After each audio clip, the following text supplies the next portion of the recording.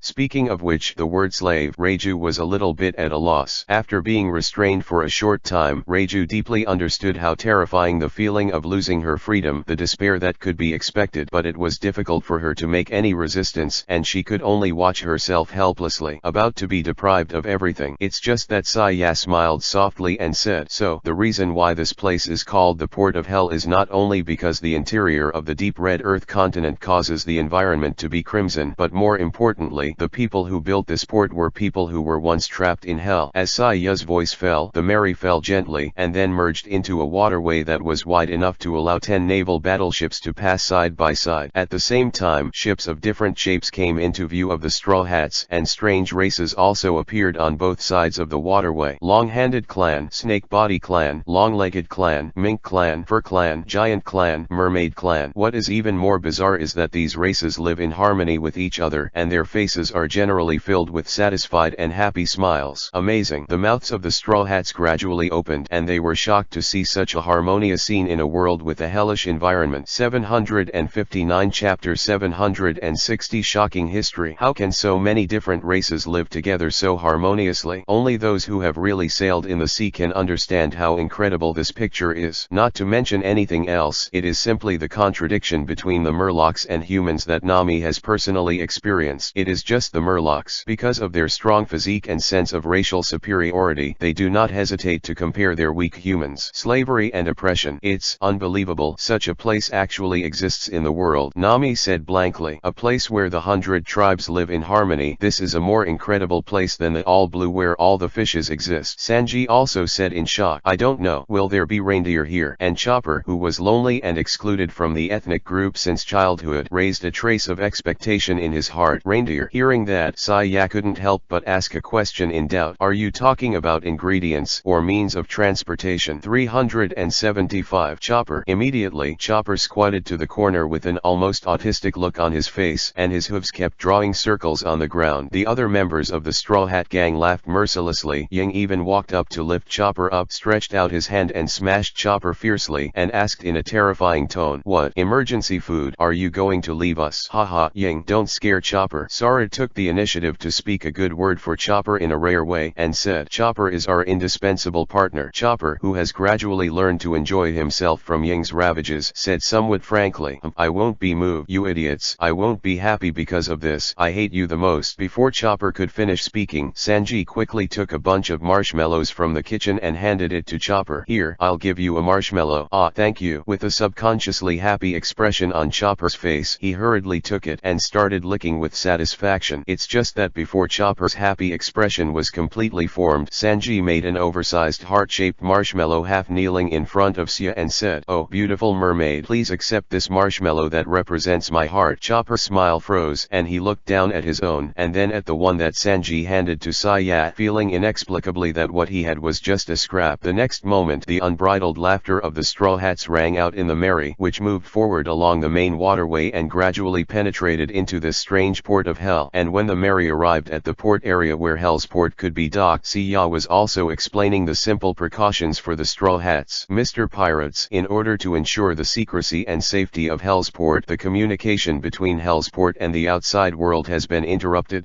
What if there is an emergency to contact the outside world? Usopp asked his own question. Sia replied, if you need to communicate with the outside world, you can also communicate with the outside world through the special self-service phone bug placed inside the port. But what needs to be stated is that all the calls of the self-service phone bug are monitored by someone behind the scenes and cannot be mentioned. Things related to the port of hell. This point will be explained in advance. I see. The Straw Hats nod their heads in novelty to make it clear. Sia continued, besides that, fighting is absolutely prohibited inside the port of hell. If you have a conflict with anyone in the port of hell, you can resolve it by contacting the security team, but please don't fight. Why? Are the residents here all vulnerable? Luffy asked in confusion. No, on the contrary. Sia shook her head and said, don't say that. The people who live here are very harmonious with each other, but they are also a group of people who stay in hell and seek vengeance at all times. Their inner hatred has been suppressed all the time, waiting for the day to explode. So if there is an unnecessary fight, it will likely lead to them. Having said that, Saya sighed and said, alas. In short, please absolutely don't do this. This is not only one of the rules of Hell Harbor for outsiders, but also my request. Hearing this, most of the Straw Hats just nodded subconsciously, but the relatively older Reiju suddenly thought of something. Immediately, when the Straw Hats got off the boat and went on an adventure in this strange inner port of the continent, Reiju was still holding a stack of newspapers behind as if he was looking for something. Reiju, what are you looking at? Seeing this, Nami on the side asked with some doubts. No, I remembered a legend I heard when I was a child, but the memory is a little blurry. Reiju suddenly exclaimed with a sudden movement in her hands. I found it. This is it. Following Reiju's abnormal sound, the Straw Hat stopped and turned to look at Reiju. And he held up the old newspaper in his hand for a long time, pointed to the first page, and said, I seem to know the true origin of this hell port. What? Immediately, the Straw Hats ignited a bit of interest, and they all gathered around Reiju. And Reiji pointed to the newspaper in his hand that recorded the Holy Land Marijoa incident and said, 13 years ago, the Holy Land Marijoa was attacked by the Virtual Circle organization. A world noble was killed on the spot, and countless slaves were liberated and escaped. Among them, in this major incident, in addition to the extremely vicious behavior of the members of the Virtual Circle organization, there is also a mystery that has not been solved so far. That is, the number of thousands of slaves jumped down from the top of the Red Earth continent following the Virtual Circle organization, but all mysteriously disappeared. Usopp swallowed his saliva and asked in a playful manner, difficult. Could it be that there is a ghost incident? Fool. Nami couldn't help but knocked Usopp hard and said, don't you understand what Reiji means? Those escaped slaves are the ones who built the Hell's Port. No wonder Missia claims that more than half of the people in this hell harbor have dragon hooves on their bodies. Sanji said with a heavy expression, but it's hard to imagine how those slaves created such a huge and tight port in the Red Soil continent, and this location seems to be just below the Holy Land Marijoa. Right. Nami raised her own question. The slaves have nothing, and there is no one in the Red Soil continent that can provide tens of thousands of people with the necessary materials for survival. 760 Chapter 761 The war is about to begin. Reiju thought for a while and guessed. It seems that the only explanation is that there is a huge organization behind it that has been providing material support for a large number of slaves, and even the entire Hell Harbor is the masterpiece of that organization, and then the original slaves support and maintain the operation of Hell Harbor. Saying that, Reiji raised her head towards the incomparably wide waterway where a large number of ships were busy sailing back and forth, and said, have you noticed that most of the ships sailing on the waterway are not pirate ships or sightseeing ships, but are basically cargo ships, plus Missia's various confidentiality requirements for us? Perhaps one of the real meanings of this port's existence is that a huge and mysterious organization bypasses the Holy Land Marijoa and Fishman Island, secretly opening a passage connecting the front and back sections of the Great Route. Hearing Reiju's words that seemed to touch on many secrets, the Straw Hats couldn't help but feel a little more nervous. Do you mean the Virtual Circle organization? Usopp asked shiveringly. For the people of Usopp's era, it can be said that they grew up listening to quite a few legends of the Virtual Circle organization, and they have more awe and fear for the Virtual Circle organization. This problem, Reiju pondered for a while, then looked up at Sara Ying, who had never spoken, and said, perhaps Sara and Ying will know more. After all, we can enter the port of hell, but it is still a permanent pointer given by that naval hero. Facing the eyes of the Straw Hat gang, Sara spread his hands and said, you all know that Ying and I grew up in the New World waters, so when we went to the East China Sea, we had already passed the Hell's Port once, so we only knew part of the Hell Hellsport. Usopp couldn't help raising his hand and ask, "Speaking of which, Sara, I have always had a question before. As the son of a naval hero, why do you want to be a pirate? Is this strange?" Sara blinked, then pointed at Luffy and said, "Isn't Luffy also the grandson of a naval hero?" The Straw Hats who were present were stunned for a moment, then looked at Luffy, who looked bewildered, and exclaimed in surprise,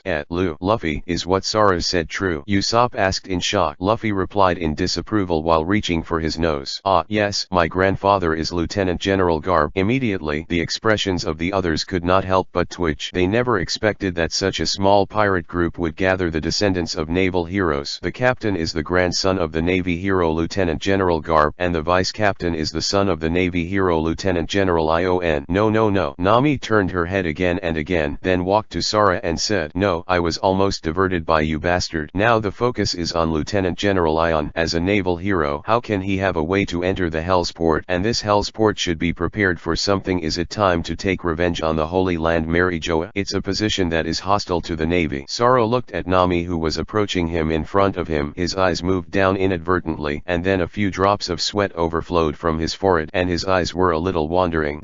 Just when Sara felt that his brain was white and stuttered, Ying took the initiative to speak. "It's nothing, just because Father the Pro-Adult has his justice. It's that simple." As soon as the sentence came out, it made Nami, Raikou, and Sanji, who are relatively flexible, have some thoughts. Perhaps it was just that Ion accidentally learned about the existence of Hellsport, but he felt compassion, so he sheltered Hellsport in secret. Of course, it is also possible that Ion was an insider of the Hell Harbor from the very beginning, and even Ion was the builder of this Hell Harbor, and even as a naval hero, he has a deeper relationship with that unknown mysterious organization. Level of connection. If the matter of Hell Harbor and Lieutenant General Ion leaked out, I'm afraid the whole sea would be shocked. Right, Sanji said with some shock. It can't be leaked out. Sara seemed to have regained his composure at this time, and said in his usual tone, "Let's not say that I believe that you will not do this kind of thing, and more importantly, no one will believe you even if you say it. It is useless to disclose it to the news agency or even report it to the world government and the Navy. The Harbor of Hell can exist for more than 10 years without being discovered, and the huge hidden behind it is beyond imagination." As soon as the sentence came out, the information contained in it made some smart people in the Straw Hat group feel a little bit of fear inexplicably. It seems that it is far from being as simple as the information on the surface. It is not as simple as the so-called naval headquarters Kaiwahe, and the only 3 remaining emperors in the 4 emperors to check and balance each other. However, a warm and sunny smile appeared on Sara's face, and he continued, "Well, it's pointless to pay attention to these relatively distant things. Those are all things of the old man. We have just escaped from death. Let's celebrate first, and then go to the new port after purchasing materials and simple repairs in the port of Hell. World seas." Immediately, as soon as Sara's words came out, the Straw Hats got excited, and didn't think about those things that seemed distant and had nothing to do with them. Banquet.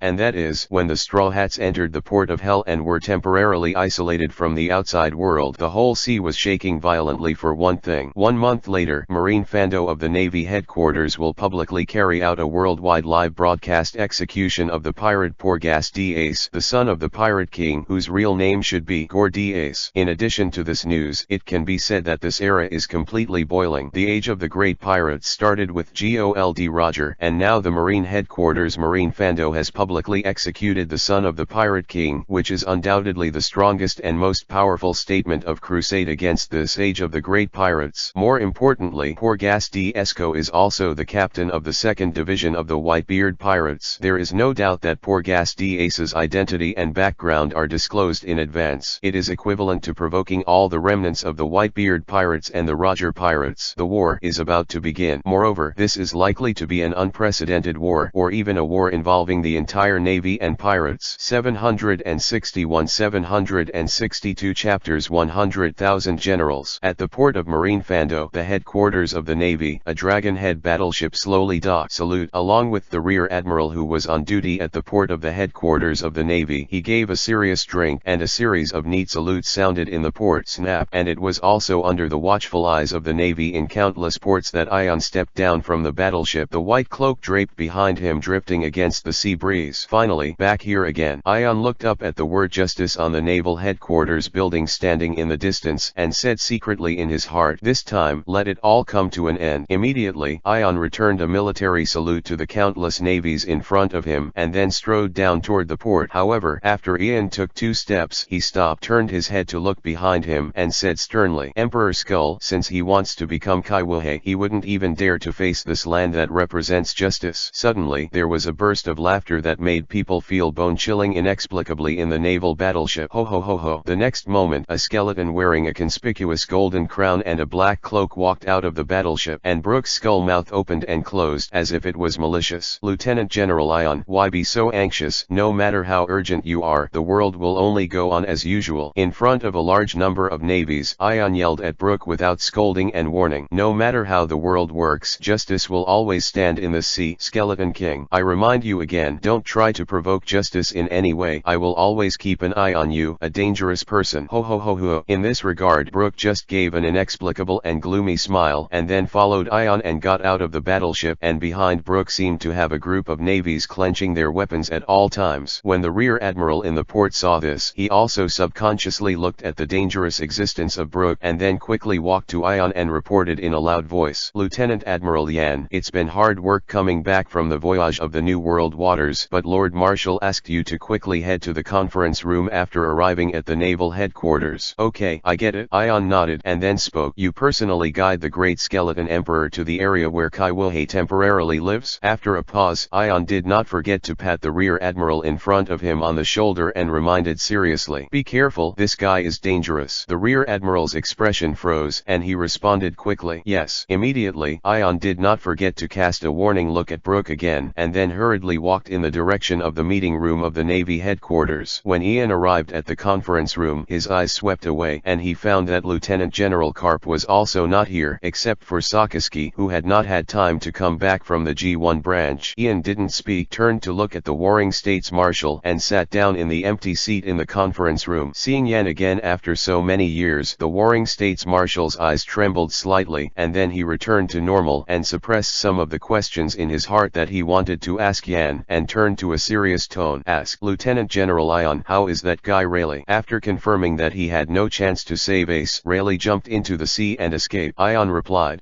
For this result, the Warring States Marshal was not particularly surprised. Similar to pure powerhouses like Rayleigh or red-haired Shanks, if they want to run, there is no way to catch them without special means and opportunities in the environment of the sea. Immediately, the Warring States Marshal's expression became solemn and he said, "Everyone must have been aware of the world government's decision to execute Porgas d'Ace publicly. For this reason, it can be expected that the Whitebeard pirates, or even the sea like the remnants of the Roger pirates, the thieves will attack Marin Vando and sabotage the execution of Porgas d'Ace." Having said this, the Warring States Marshal took a deep breath and said with a firm look in his eyes, "This may be an extremely far-reaching war, and it will also be a good opportunity to completely end this big pirate era. What we have to do is not only to complete the public execution of Porgas d'Ace and completely cut off the evil blood of One Piece, but also to annihilate all the pirates who dare to attack the Navy headquarters and destroy the non-existent pirates. Rumors of One Piece. Masters, let justice rule the sea. It is this moment." The Marshal of the Warring States period waved his fist, but his body showed a rare domineering look of domineering. "For justice." What responded to the Admiral was the powerful and firm voices of the senior naval officers in the conference room. At this moment, even the expressions of Kuzan and Paul Salino were not as disapproving as usual, but they were a little more excited after a long time. Perhaps the definition of justice is different in the hearts of every senior Navy officer, but there is no doubt that once the public execution of the Navy is successful, it will represent a strong and powerful influence on the entire Great Pirate era. Suppression has profoundly affected the trend of the world pattern. Even in the long run, once the Whitebeard pirates are eliminated in the Marine headquarters Marine Fando, the only remaining red-haired Shanks and Big Mom Charlotte Lingling will be impossible to check and balance the Navy. Then, as in the past, it had to give up the New World waters. Then, it is initially planned to mobilize more than 100,000 officers from the entire sea to concentrate on the naval headquarters to strengthen defense, and all the remaining naval branches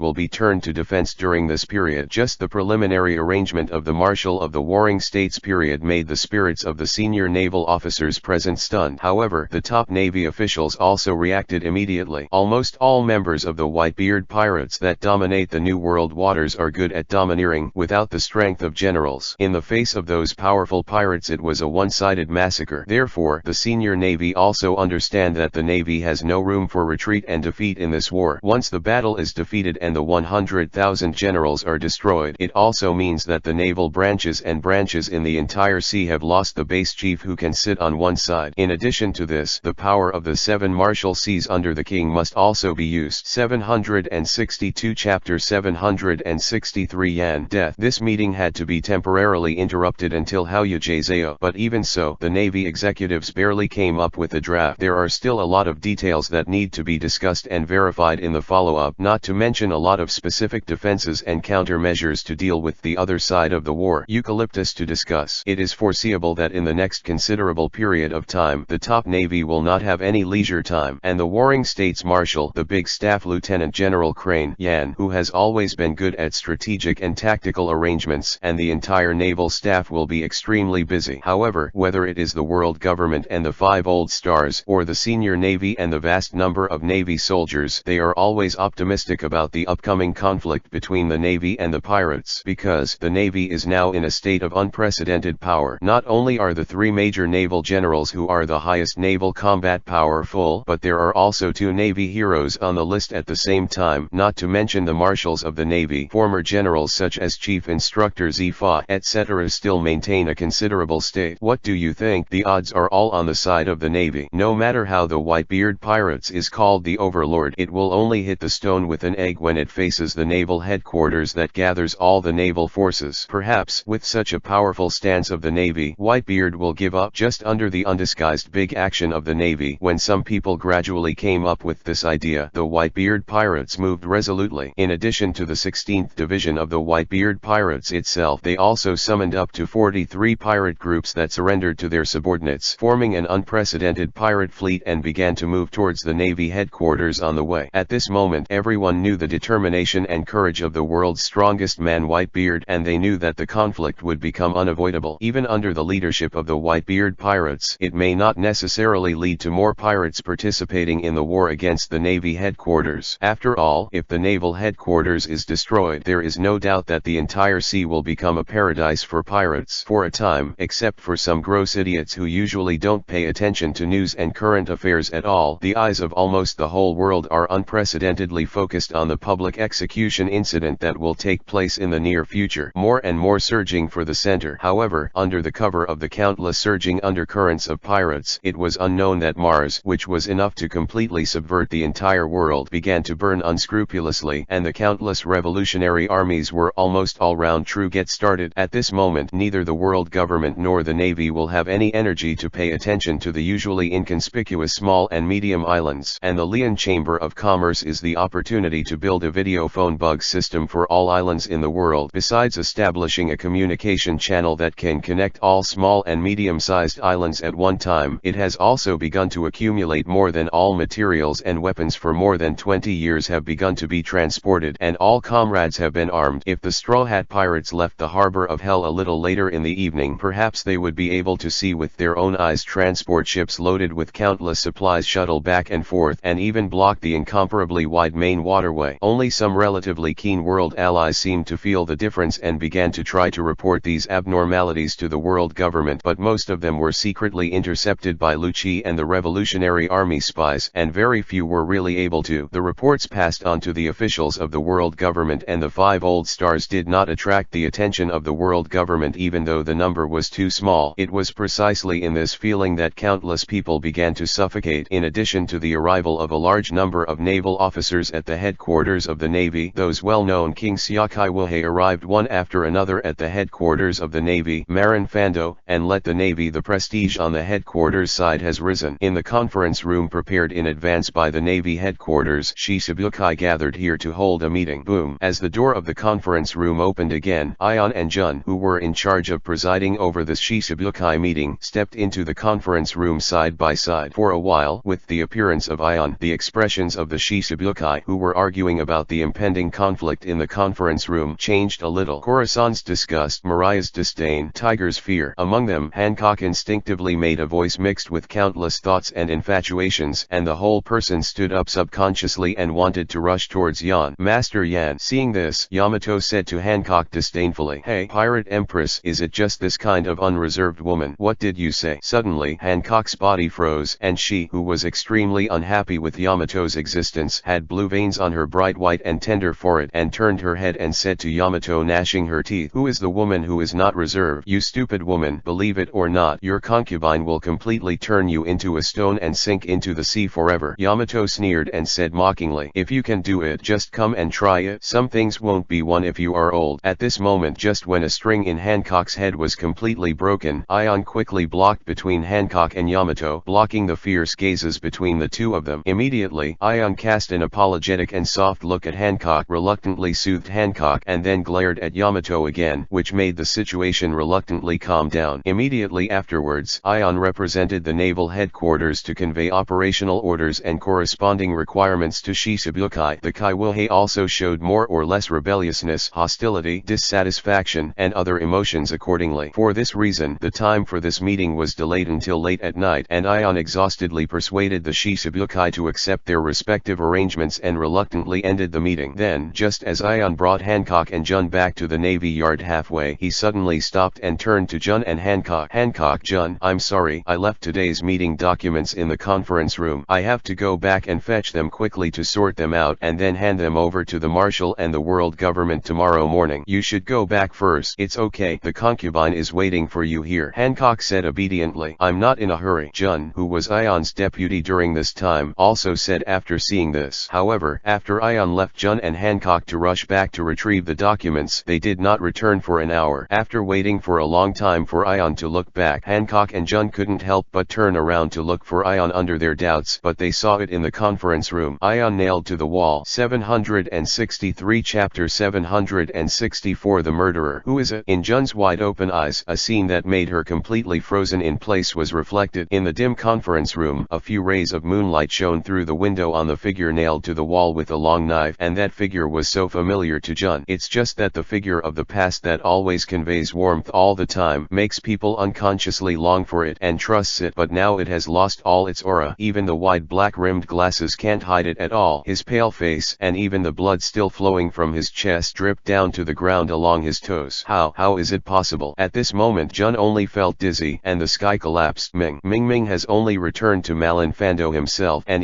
I haven't even had time to say a few more words to Lieutenant General Ion. No, I cannot. Jun's dry throat muttered. "Lord Yan!" Hancock roared with grief and anger, and then rolled his eyes and fainted. After a while, Marin Vando, who had been getting late at night, suddenly imposed martial law at an unprecedented level, prohibiting all people and things from entering and leaving Marin Vando, and a large number of navies patrolled all the corners of Marin Vando like crazy to look for any suspicious existence. And in the suffocating conference room, almost all the senior Navy leaders gathered here. Lieutenant General Ion was attacked and died, and he was also attacked and killed in the Marine headquarters Marine Fando. When this emergency situation was communicated to the ears of most of the senior Navy officials who had begun to rest, everyone almost thought that something was wrong, and even wondered if there was another newly promoted vice admiral in the Navy. However, only when the senior Navy officials rushed to the blocked conference room did they understand how serious the situation was. The naval hero who once sank the ancient weapon Pluto also led the Navy to attack 2-4 Emperor-level pirate groups and expelled the Revolutionary Army. Lieutenant Admiral Tefimur Sakura Dragon Ion dead. The Admiral, General Staff, 3 Admirals, Chief Instructor, Vice Admiral Carp, and a considerable number of Vice Admirals in important positions almost filled one side of the conference room. But what everyone felt at this time was unprecedented. The feeling of suffocation. Even the atmosphere did not dare to breathe. The Warring States Marshal, who was standing at the front, shook his shoulders and asked in a hoarse voice, Who found out?" Admiral Crane turned his head towards Jun, who was almost collapsed on the ground, and Hancock, who had fainted, and said, pursing his lips, "It was discovered by Jun and Hancock at the same time." After a pause, Lieutenant General he did not wait for the Warring States Marshal to ask questions, and then said, "The incident happened within an hour after the Kabukai meeting." Lieutenant General Ion, Jun, and Hancock left the conference room, but in the middle of the meeting, Ian found that he had left out the meeting minutes and did not take it. In order to be able to, the meeting report should be sorted out as soon as possible, so Lieutenant General Ion deliberately returned to the conference room in a hurry. And Jun and Hancock didn't wait for Lieutenant General Ion to return, so when they went back to the conference room to look for Lieutenant General Ian, they found out that Lieutenant General Ian, something happened. As Vice Admiral Crane's voice fell, almost all the Vice Admirals present showed sad expressions on their faces. Today was supposed to be a rare reunion day for Lieutenant General Ion and his wife. life. But Lieutenant General Ion was not only busy until late at night for the meeting, but also in order to sort out the meeting report as soon as possible. But this happened. Impossible. At this moment, Sakaski, who was exuding scorching heat, shouted angrily, "No matter how you think about it, it is impossible for the sea to exist for an hour, and there is still no movement to reveal the existence of the person who killed Lieutenant General Ion in Maranvando. That's right, I don't believe in this either." Standing on the same ground on the same thing, Paul Salino also said with a rare serious look, "Old man, I also think it's incredible. The power of Lieutenant General Ion is obvious to all. Even if the three admirals of the Navy attack Lieutenant General Ion at the same time, Lieutenant General Ion can't be killed silently." Lieutenant General Crane glanced at the warring States Marshal, who said nothing, and then said, "Indeed, I am afraid that no one in the entire Navy will believe this kind of thing, but I observed the environment in the conference room and found that there are not too many traces of battle in the conference room. There seems to be only one explanation for this." Immediately, the senior Navy officers present couldn't help but turn their attention to the big staff Lieutenant General He, who has always been known for his wisdom. The murderer who attacked Lieutenant General Ion was probably someone Lieutenant General Ion trusted and had no guard against, and then took advantage of Lieutenant General Ion's weak physique so that Ion would not be able to react in the moment he could. Lieutenant General Ion was instantly killed. After a pause, Lieutenant General He glanced at the senior Navy officers in front of him. His eyes were full of suspicion, and he felt that everything in front of him was pointing to the murderer, who was probably inside the Navy. However, in order to avoid unnecessary suspicion, Lieutenant General Crane did not speak his heart out. He just observed the changes in the expressions of the senior Navy officers in front of him, and seemed to be able to find some flaws in it. At this moment, the urgently called naval medical team also arrived at the conference room. When they saw the man nailed to the wall, their faces showed incredible horror. 377. "Don't be stunned. Quickly put Lieutenant General Ion down." Lieutenant General Crane scolded lightly, and the medical team, who were shocked by the facts before them, hurriedly put Lieutenant General Ion down from the wall and carried out an examination. After some examinations, the medical team captain stood up with a heavy expression and said, "The time of Lieutenant General Ion's death was about an hour ago, and the cause of death was not a long naval sword inserted in his chest." "What? You mean that Lieutenant General Ion was deliberately nailed to the wall after his death?" the warring States Marshal asked like a lion who was completely enraged. The captain of the medical team stammered nervously as he met the gazes of many high-ranking Navy officials. Yes, Lieutenant General Ion was beaten in the back and his heart was shattered to death. In addition, we found this in Lieutenant General Ion's palm." As the captain of the medical team opened his palm, there was a small piece of paper lying inside with the words Kaiwohe written on it. 764 Chapter 765 The Man Who Should Disappear in the Era 7 Wu Ha. At this moment, not only the Marshal of the Warring States period but even the faces of most of the Navy executives present were livid and extremely angry. Kaiwohe, those scumbags dared to attack and kill Lieutenant General Ion. Unforgivable. Those pirates really can't be trusted. Surround all those guys and avenge Lieutenant General Ion. Just when quite a few high-level Navy sentiments were raging, Lieutenant General Crane kept his calm and said, "And many more." Immediately, Lieutenant General Crane took the small piece of paper from the treatment team captain's hand, and then looked at the meeting minutes that fell on the ground and stained red with Ion's blood, and then made a simple comparison in the meeting minutes. "I was surprised to find that the note was torn from the meeting minutes. It seems right. It was Kaiwohe who did it." Lieutenant General Crane, Marshal of the Warring States period, can't hesitate any longer. "That's right. How can you allow that group of guys to do such evil things and still leave Maranvando?" As the senior Navy officers watched Lieutenant General Crane's actions and couldn't help but open their mouths, Lieutenant General Crane once again stopped and said, "What if this is the purpose of the murderer of Lieutenant General Ion?" When the battle between the Navy headquarters and the Whitebeard pirates was about to break out, Lieutenant General Ion was deliberately killed, and the blame was given to Shishibukai to cause the Navy to fight with the Whitebeard pirates. The contradiction between the seven seas, so as to achieve the purpose of greatly weakening the naval side's combat power, may also be achieved. After a pause, Lieutenant General He raised the piece of paper in his hand and said, "Since the murderer deliberately nailed Lieutenant General Ion to the wall, this piece of paper is likely to be deliberately placed in the hands of Lieutenant General Ion by the murderer. All he did was to anger the Navy and trigger the conflict between the Navy and Kibukai." Uncertain this. In an instant the expressions of the senior Navy officers became a little stunned, and there is no doubt that this possibility does exist. Sakaski's expression was rather cold and angry. "However, it doesn't rule out the possibility that the murderer is Kaiwohe." "Right." Immediately, Sakaski said sharply. Lieutenant General General Yan's return to the conference room was a matter of temporary intention. It is likely that he ran into something in the conference room. For example, I accidentally heard what the Kaiwukai who were still in the conference room were plotting, and then concentrated on it, being attacked from behind by others. I agree with General Sakisuke's opinion. No matter what, the Kaiwuha have suspicions that cannot be washed away. It is necessary to control all the Kaiwuha first. That's right, those guys can't be trusted at all, and they can't be ignored any longer. Just as the hawkish generals with relatively tough personalities spoke in succession, Kuzan, who gradually calmed down, spoke up. Calm down. The Kaiwuha are not small characters who can be easily controlled. Are you planning to turn Marin Fando into ruins before the Whitebeard pirates arrives? This is very likely to be hit. It's not necessarily the Whitebeard's plan. Kuzan, your weak thoughts will only give Whitebeard more opportunities. Sakisuke asked unabashedly. Sakisuke, don't you understand why you can't be a Navy admiral? It's very likely that an extreme decision of yours will cause the whole war to spiral out of control. For a time, the top Navy officials were almost divided into two factions and quarreled fiercely. As the quarrel between the two factions continued to escalate, the unbearable Warring States Marshal scolded and shouted, "Quiet! Did you guys make such a blunder in front of Lieutenant General Yan?" In an instant, the expressions of all the senior Navy leaders were stagnant, and even the extremely excited Sakisuke suppressed his anger. In any case, in front of this man who has been fighting to the end for the just cause of the Navy all his life, he should not be so gaffed. And Lieutenant General He, who witnessed the changes in everyone's expressions, seemed to be covered with a thick haze at this moment. There is no doubt that Lieutenant General Ion, the core pillar of the Navy, has suddenly collapsed. In addition, the cause of death of Lieutenant General Ian is complicated and confusing, which has caused many high-level naval officials to begin to suspect each other, and in the upcoming war, under the pressure, he got up in disarray. You all step back first, and each of you must maintain a high degree of vigilance at all times to avoid similar things from happening again. And Lieutenant General Crane glanced at the Warring States Marshal with an extremely complicated expression, and said rationally, "Be sure to block the news of Lieutenant General Ion as much as possible." "Isn't there a funeral and farewell ceremony for Lieutenant General Ion?" Paul Solino asked. "This time is not suitable for." Lieutenant General Crane shook his head and said, "The prestige of Lieutenant General Ion is very high. Once the incident of Lieutenant General Ion's attack and death is revealed, it is likely to cause the military to be shaken, and cause more serious storms and chain reactions in the sea." Paul Solino couldn't help but remind it, "It's just that you may not be able to hide it. Lieutenant General Ion has been working almost around the clock during this period. Suddenly losing all information will also cause questions from the soldiers." Lieutenant General Crane waited and continued speaking after seeing that the Warring States Marshal remained silent. "Let's decide. This is the best way to deal with it at the moment." Immediately, the rest of the Navy executives were driven out of the conference room by Vice Admiral He, and the medical team also began to conduct a more detailed inspection of the conference room site. At the same time, Yan's body will also be sent to a medical institution for a further death cause verification. However, even if Admiral Crane deliberately blocked the news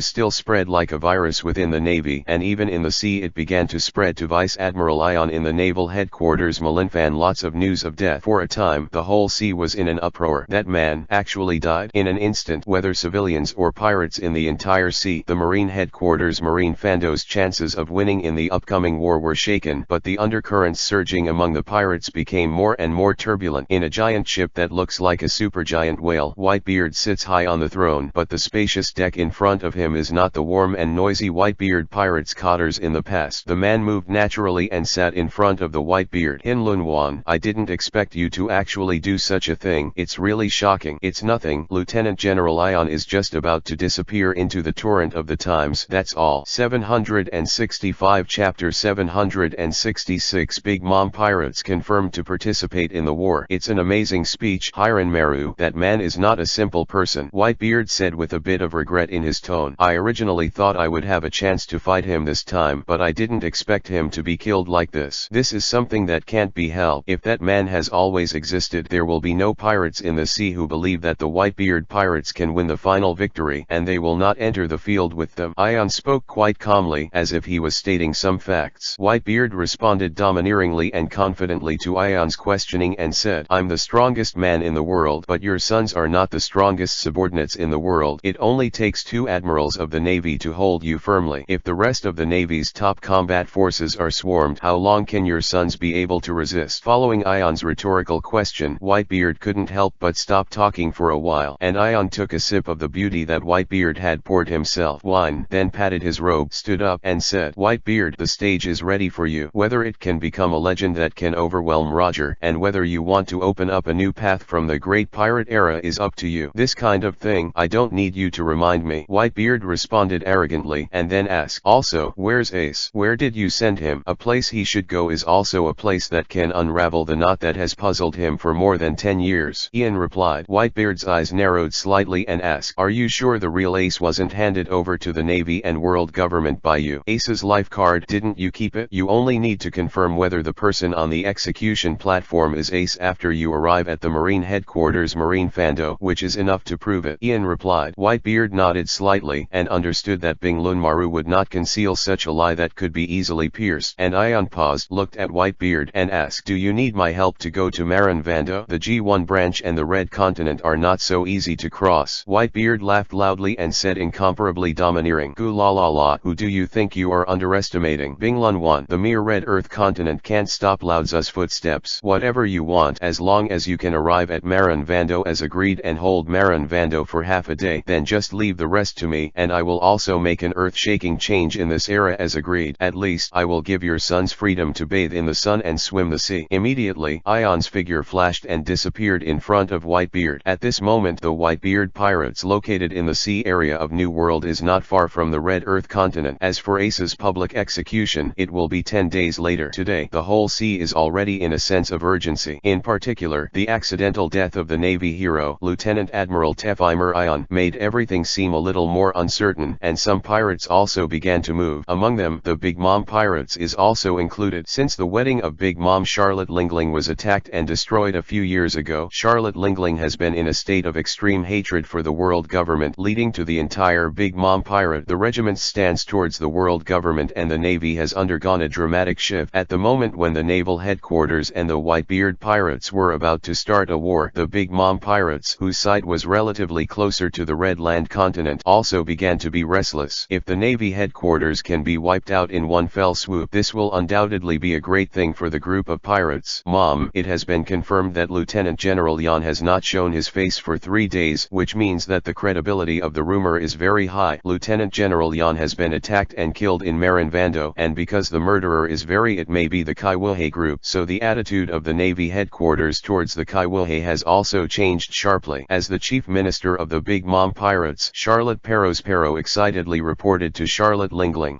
"So, this is a good opportunity to swallow the Navy headquarters in one bite?" Charlotte Lingling asked with a grin with her chilling eyes wide open. "No, that's right," Perospero said subconsciously and nervously. "Without a top-level combat power comparable to Shanks, it must be quite a headache for the Navy headquarters today." Charlotte Lingling couldn't help sticking out her thick tongue to lick around her mouth and continued to ask, "Besides, you just said that the old lady's husband, Khorasan, who ran away, is also in Meivandu, right?" Perospero couldn't help being taken aback for a moment, completely unexpected that Charlotte Lingling still remembers Khorasan, and then answered quickly, "Ah, yes, it's right in Marine Fando." "Mamama." Charlotte Lingling laughed out loud immediately, and the fat body packed with the pink throne twisted back and forth and said, "Call all the cotters," and set off towards Malin Fando. "This time, I want to take revenge for the ruined wedding in the past and then snatch Khorasan back." "Yes, Mom, I'll go down and call." At this moment Katakuri suddenly spoke up. "Wait, Mom, Charlotte Lingling looked at Katakuri with a calm expression and said, "Katakuri, are you trying to stop the old lady?" "No, Mom." Katakuri shook his head and said, "It's just that if we assemble our cotters to set out in an open manner, then the world government and the Navy will probably continue to let people with abilities similar to Kuzan harass our sailing speed like the last time, so that we can't catch up with the war." As soon as these words came out, Charlotte Lingling couldn't help clenching her fists, obviously recalling that unpleasant memory. "Did you think of something?" Perospero asked. Katakuri ordered head said without any change in expression. "We can enter the mirror world through Bray's mirror fruit ability, and then move in the mirror world until we reach the naval headquarters and then launch a surprise attack from the mirror world." Listening to Katakuri's suggestion, while Perospero and the other cotters were still hesitating and considering, Charlotte Lingling was overjoyed but confirmed it without thinking at all. 767 The world's most devil fruit. As Charlotte Lingling adopted the mirror world offensive plan, even if the rest of the cotters were worried about this suggestion, they did not dare to directly refute Charlotte Lingling. Although in terms of common sense the suggestion made by Katakuri Katakuri is very reasonable and the mirror world's privacy is also very high enough to hide the world government and the Navy's raid on Marin Vanda. But the mirror world is an extremely special space and the only key to get in and out is the mirror fruit person Charlotte Bray herself. Once something happens to Charlotte Bray, the entire Big Mom Pirates will be completely trapped in the mirror world and cannot escape. Of course, it wasn't that Pero was suspicious of Katakuri and Bray's loyalty. It was just his cautious nature that made him instinctively worry about the risks involved. 378. Forget it, I'll be optimistic about Bray at that time and don't let her have any accidents. Pero comforted himself secretly and then began to make detailed and careful arrangements for this plan. At this juncture, Pero also knew very well that the world government and the Navy had definitely dispatched quite a few spies to investigate the movements of the Big Mom Pirates. Therefore, in order to ensure the privacy of the action, Pero convened a large number of officials of the Big Mom Pirates in the name of Charlotte Lingling for an internal tea party and then blocked the castle, prohibiting all people and things from entering and leaving. Later, Charlotte Lingling led a large number of cotters and elite Hormai soldiers of the Big Mom Pirates into the mirror world, and in order to ensure the speed of the Big Mom Pirates in the mirror world, Charlotte Lingling also built the giant vehicle Hormais that can move autonomously and let the Hormais in the shape of these giant vehicles carry the Big Mom Pirates are heading towards the Navy headquarters in the mirror world. Mamama. Amid the excited and joyful laughter of Charlotte Lingling, this unit, which has gathered more than 90% of the combat power of the Big Mom Pirates, began to march. What Charlotte Lingling and Pero